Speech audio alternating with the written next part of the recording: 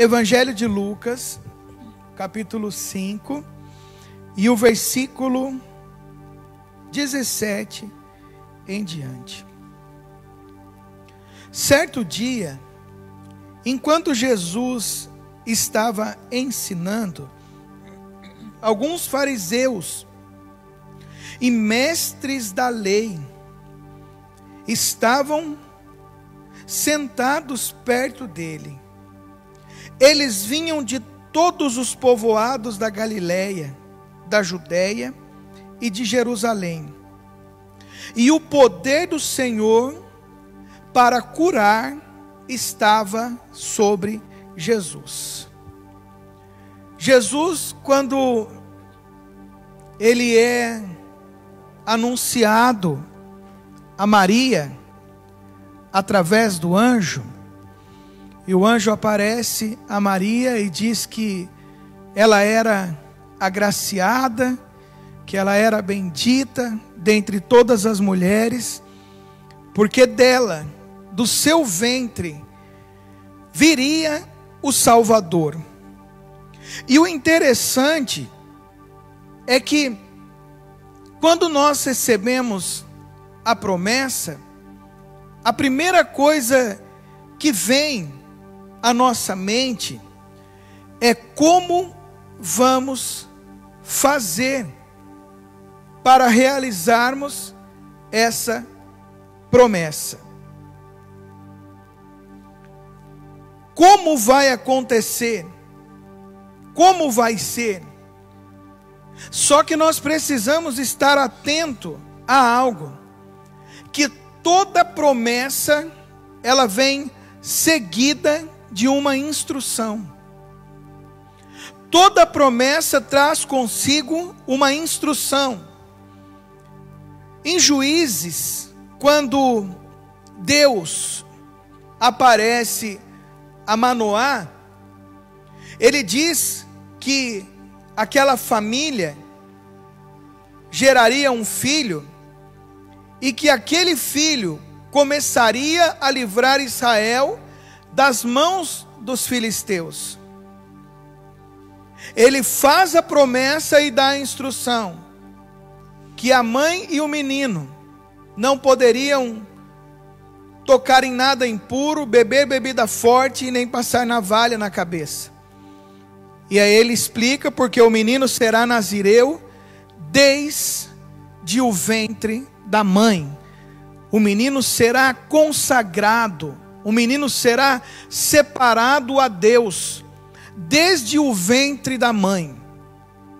Se você só receber a promessa e não ficar atento às instruções, não tem como a promessa de Deus se cumprir em sua vida. Porque Deus, com a promessa, Ele envia a instrução. Então, por isso que quando Ele aparece a Maria, a primeira pergunta que Maria faz é: como isso vai ser? Como isso vai acontecer? Nós condicionamos as promessas de Deus pelo meio, pela maneira, pelas circunstâncias a qual estamos vivendo. Nós automaticamente, quando recebemos uma promessa de Deus, a primeira coisa que nós fazemos é olhar para a nossa condição. E foi o que ela fez. Ela olha para si e diz: eu ainda não conheço o homem, eu ainda não tive relacionamento com nenhum homem. E aí então o anjo explica a ela que o poder do Altíssimo a envolveria, e o que ela geraria dentro do seu ventre era pelo poder do Espírito Santo. Acontece que essa palavra, essa história, já havia sido profetizada através de muitos profetas, profetas maiores, profetas menores, já haviam falado sobre o nascimento do Messias. Acontece que quando nós ouvimos falar de algo, a primeira coisa que nós fazemos, depois de olhar para as nossas condições humanas, é achar que a solução, que a promessa irá se cumprir da minha maneira, irá se cumprir do meu jeito. Por que eu estou dizendo isso? Os judeus tinham uma promessa maravilhosa sobre si acerca do Salvador, acerca do Messias, mas eles idealizaram um Messias segundo os seus próprios interesses. Eles achavam que o Messias seria um homem político, seria um homem engajado nas causas sociais dos grandes líderes. Eles achavam que o Messias viria segundo a religião, segundo o que eles criam. E todos nós criamos e mentalizamos cenas em nossa mente. Todos nós idealizamos algo. E quando isso foge do nosso entendimento, a primeira atitude que nós tomamos é a atitude de rejeição. Quantas vezes você rejeitou alguém porque aquela pessoa não atendia aos seus padrões?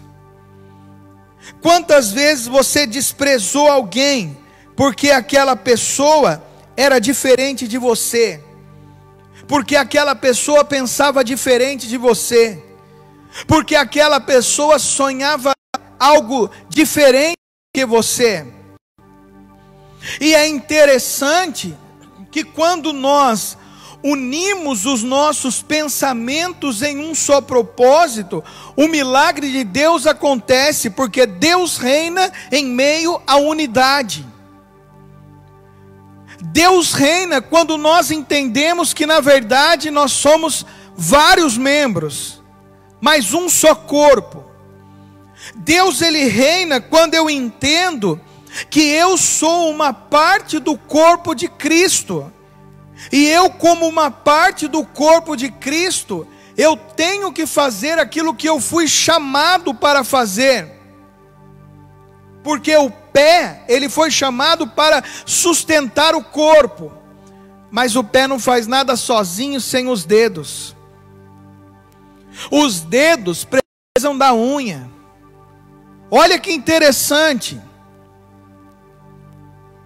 Os pés precisam das pernas, as pernas precisam do joelho.